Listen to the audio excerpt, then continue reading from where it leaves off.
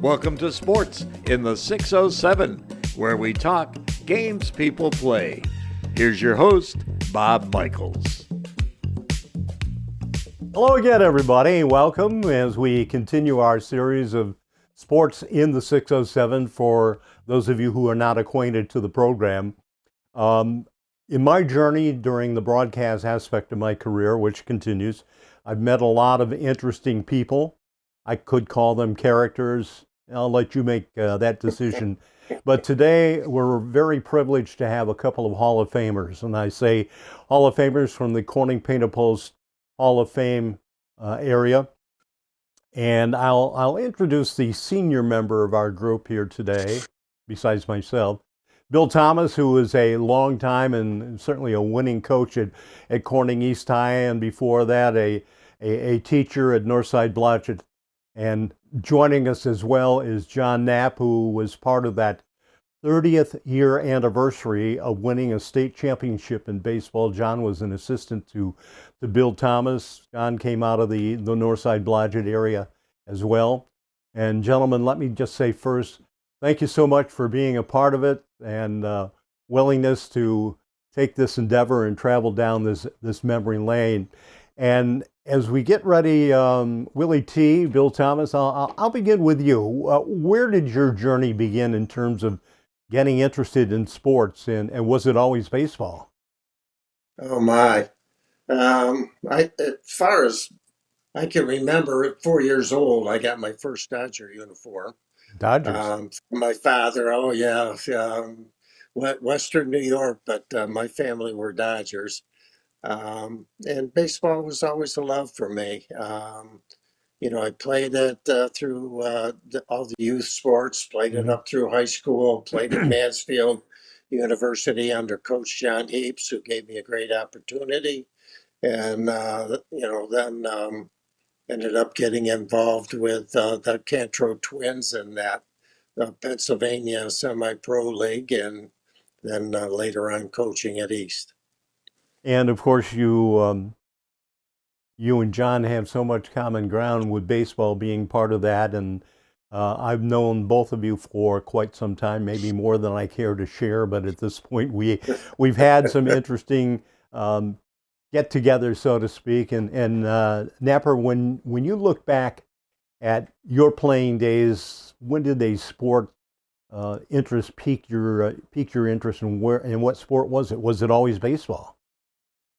Yeah, Bob, it was always baseball. Tom Sawyer, Little League, just growing up through the ranks of the local leagues.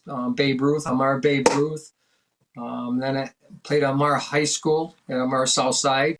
Cliff Yarnell was my coach, and then I continued, played American Legion, and then I kind of went into the workforce. But loved baseball. Cherry, it's the greatest game, and I've always had the opportunity to get on the field, and it's just one of those games that I picked up as a youth, and it just stuck with me, and it became a passion. And lo and behold, I didn't know it turned into a coaching, Hall of Fame career when I first started out. I was just looking for a stipend and some work. And the JV position opened up at Corning West High School, and Right. Lo and behold, I was accepted. So you worked alongside this gentleman, and I can remember interacting with you, Bill Thomas, when you were the head coach at Corning East High. And I have to say, guys, I mean, when you look back at the history of baseball, and it's been very strong in this area, we've had minor league clubs that have played locally, both in Corning and in Elmira, and we've had a lot of young men that have aspired to get to that level, perhaps becoming a professional baseball player. But what were some of the things, Coach Thomas, that you looked at that you needed to see in a player that you felt would be the complete package or pretty close to that? Oh boy. It's interesting in that, when you have tryouts, you do certain things, but you know, certain things in baseball, your arm speed, your foot speed. But when you're dealing with high school kids, Yeah. attitude played a tremendous part, because so they're going to come to you, and their bat speed has been locked in, God given wise.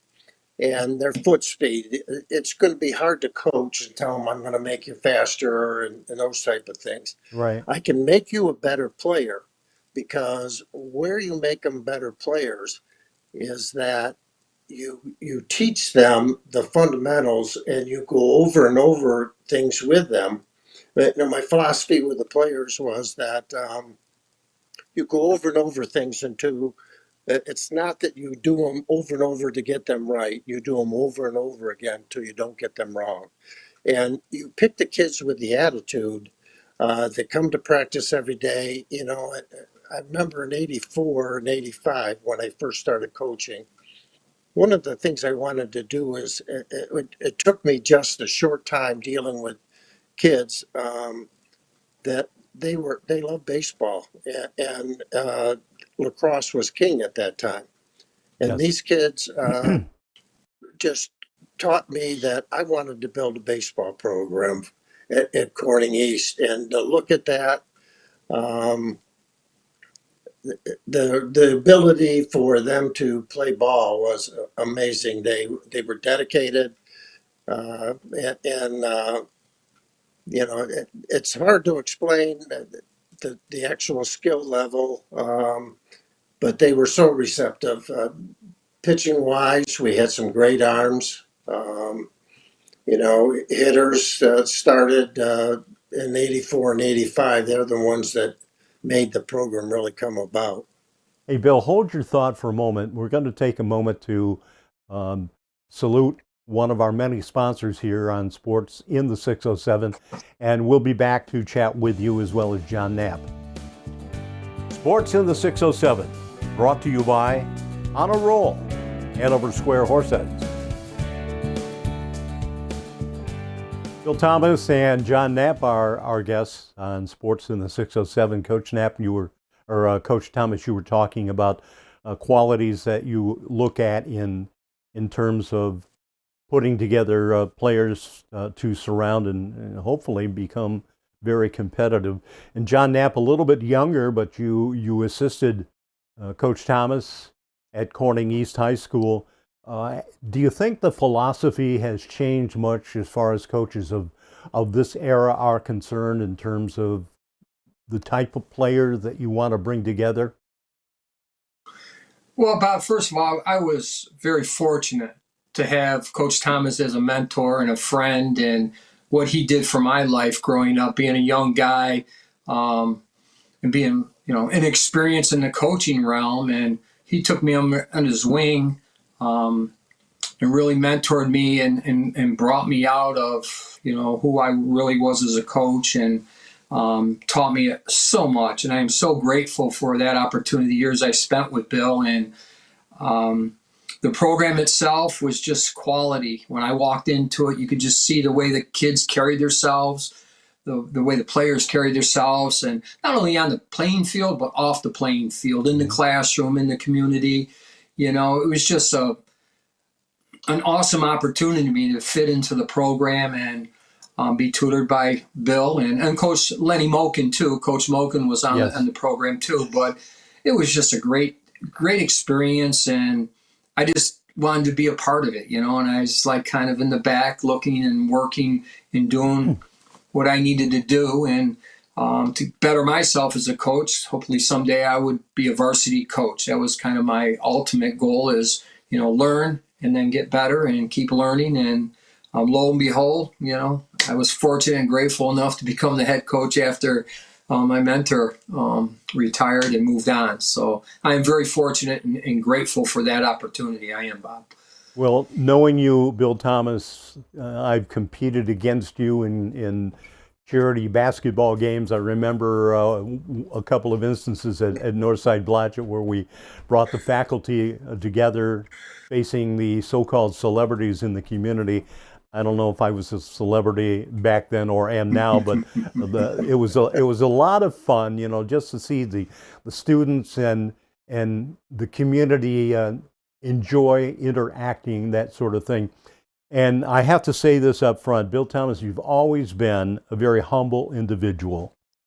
And when I say to you right now, what a milestone that you as a head coach at Corning East especially were able to achieve, if I'm not mistaken, 145 victories, only 85 setbacks, and a Hall of Famer.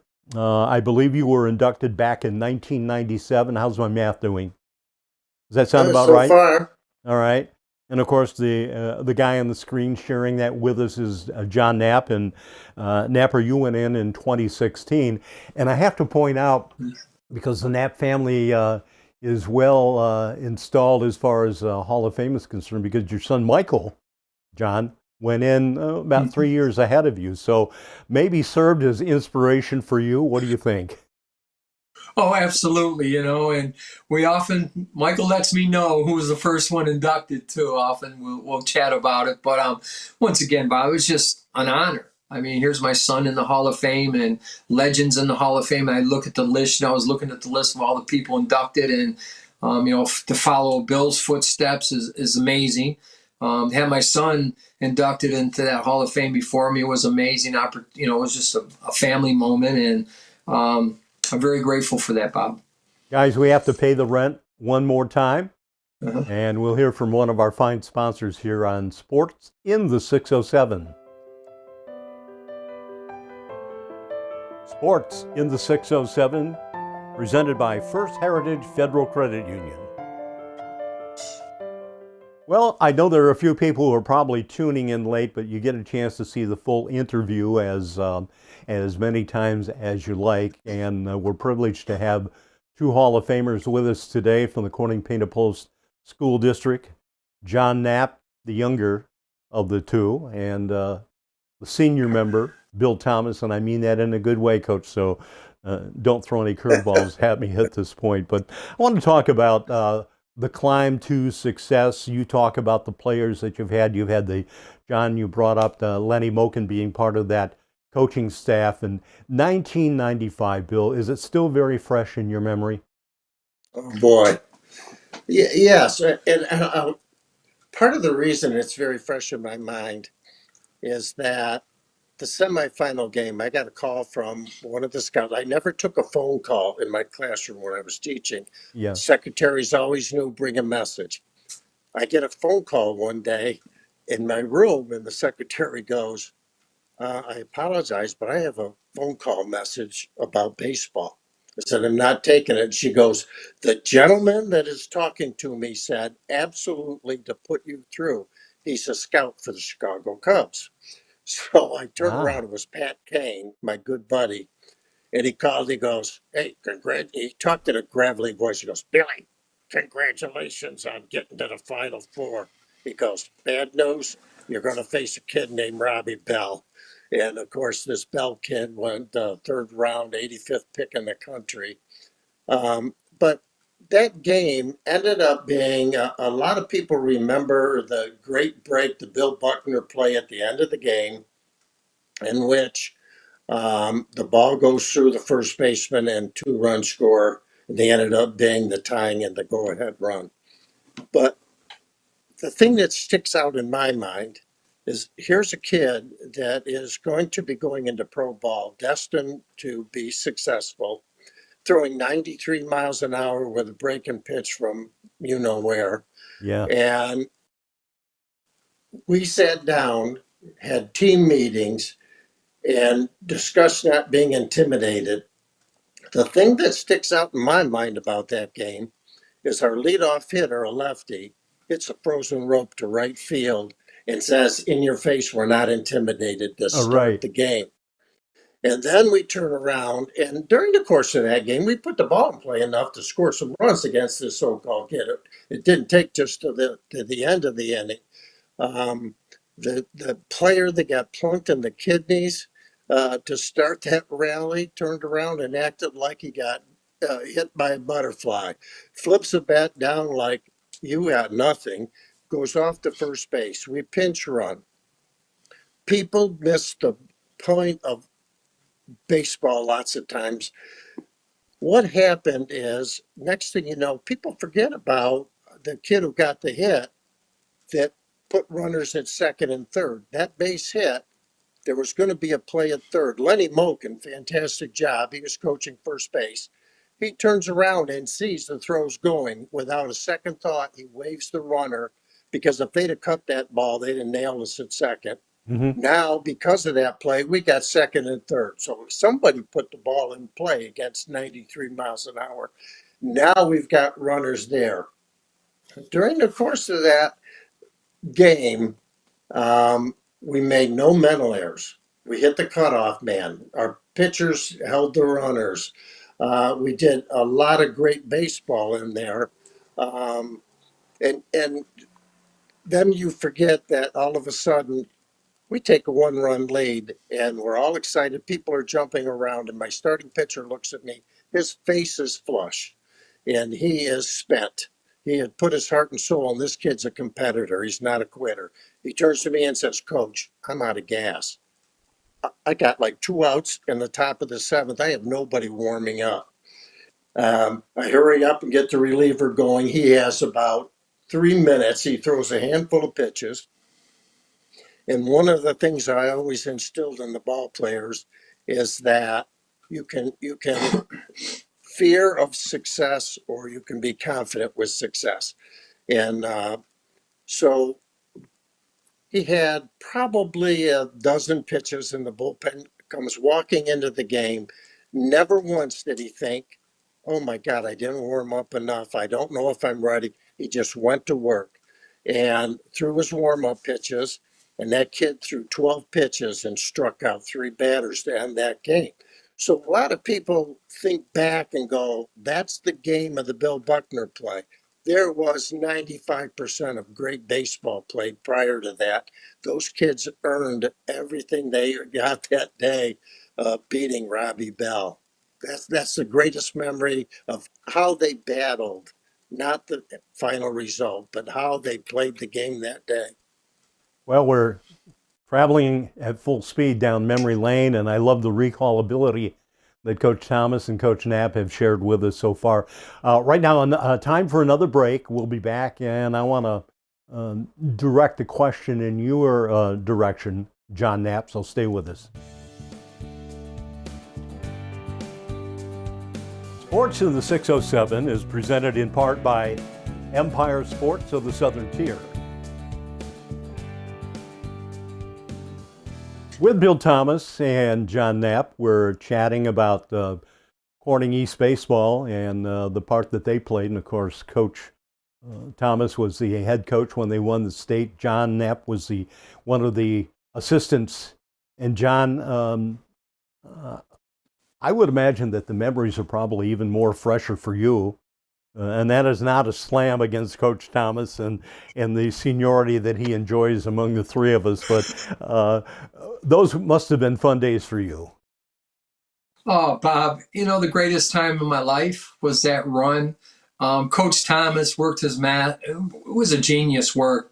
Prior to going to that tournament, the work the fellas put in, and Coach Thomas had a plan, but just the togetherness. It was like a family, unity.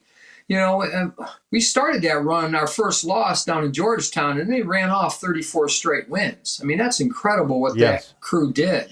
And the master of Bill Thomas, and the way he approached, it was always a calm message, but it was a message that was the best interest of the team, and he had just that way of interacting with the players and turning it into a positive, because we know baseball is a game of failure. And boy, he was a master at that, just kind of getting up in the head of the high school athlete and turning everything into a positive. And boy, you got to have talent, of course. We had a great bunch of players with an enormous amount of talent, but you have to have that cohesiveness from the players to the coaching staff to the families, to the parents and the families. They all had to be part of it, which they were. It was a very solid group of kids. In fact, we didn't take school buses to the state tournament.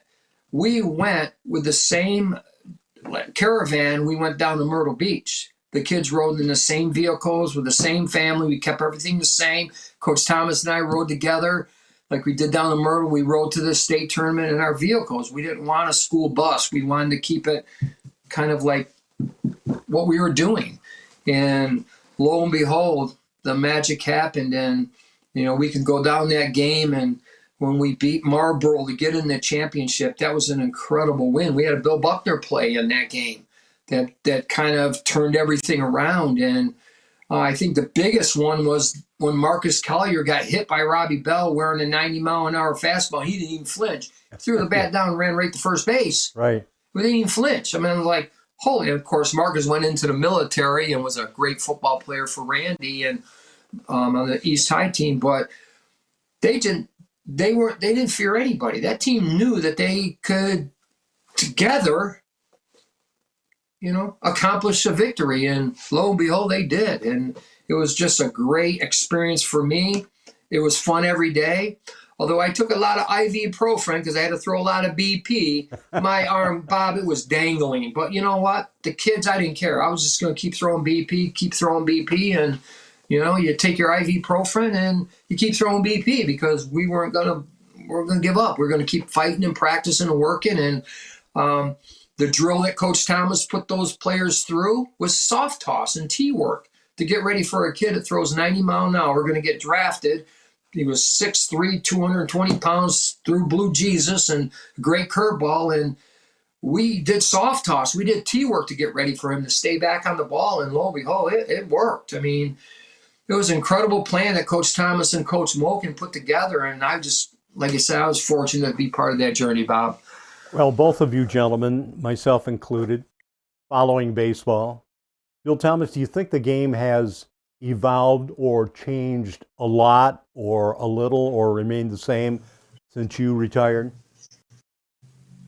I think there's been some major changes in some of the philosophies with it. And I think there's a lot of pros and cons with the concept of travel baseball. Um, Now it's become much more selective. It's become an economic type of situation in which I know back when I was a kid getting out of Little League at 12 years old, if there was no Babe Ruth and no Connie Mack, only travel ball, that Bill Thomas probably would have stopped playing ball because I don't know if my parents would have been able to afford Right. the uniform. So baseball now is getting to be an economic type of thing. Kids whose parents can't afford to travel, the hotels, the food, the uniforms, it becomes a little bit more selective. That way, the Major League Draft has used this very well because you now weeded out talent.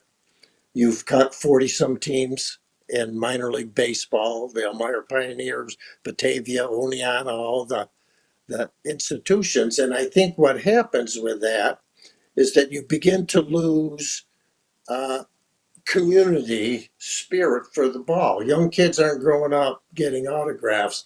Those things aren't around anymore in small communities, and that's what builds the interest.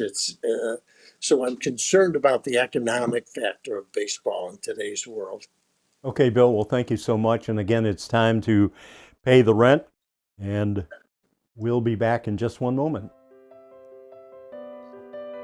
Sports in the 607 is brought to you by Solutions Federal Credit Union.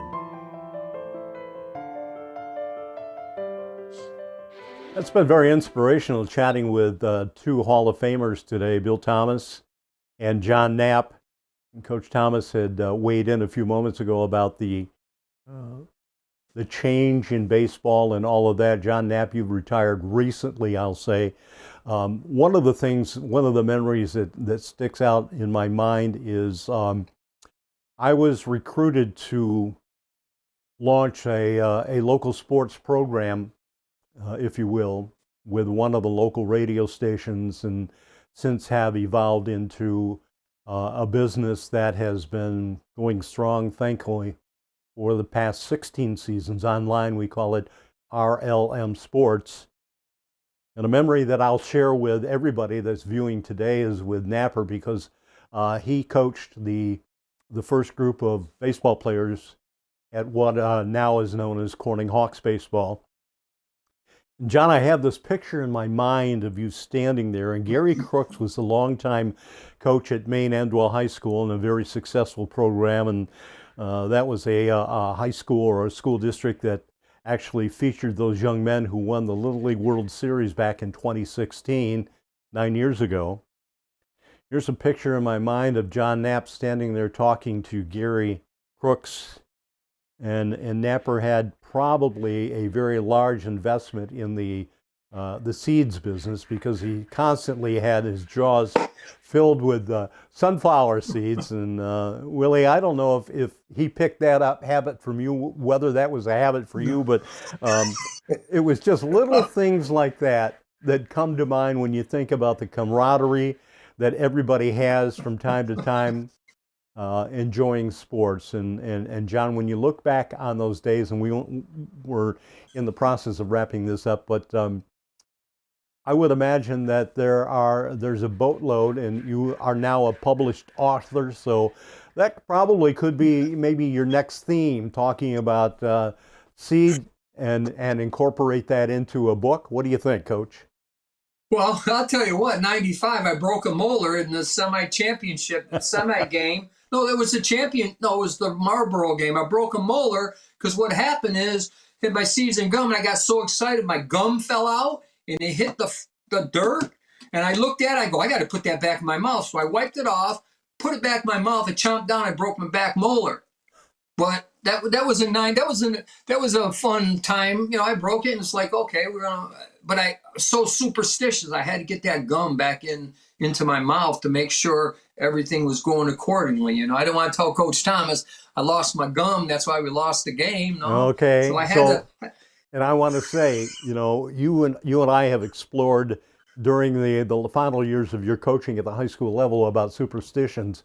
Bill, did you have a superstition? Did you wear the same socks after each victory? And I'll leave it right there, let you fill the blank. I really did not. I didn't have any superstition, not like Napper. Napper could write a book on superstition. But I do have a great Napper story for you. We're ready. About a whole bunch of Hall of Famers, if I can quickly do this. Jimmy Keenan calls me one day, great Hall of Famer, and he says, T, we got a problem. Napper and this Lemon Sally, these two kids, we got problems. He said, they're at each other's throats. They got to learn to fight on the field and then, get to be buddies. So we turned around and said, all right, we're meeting after practice one day.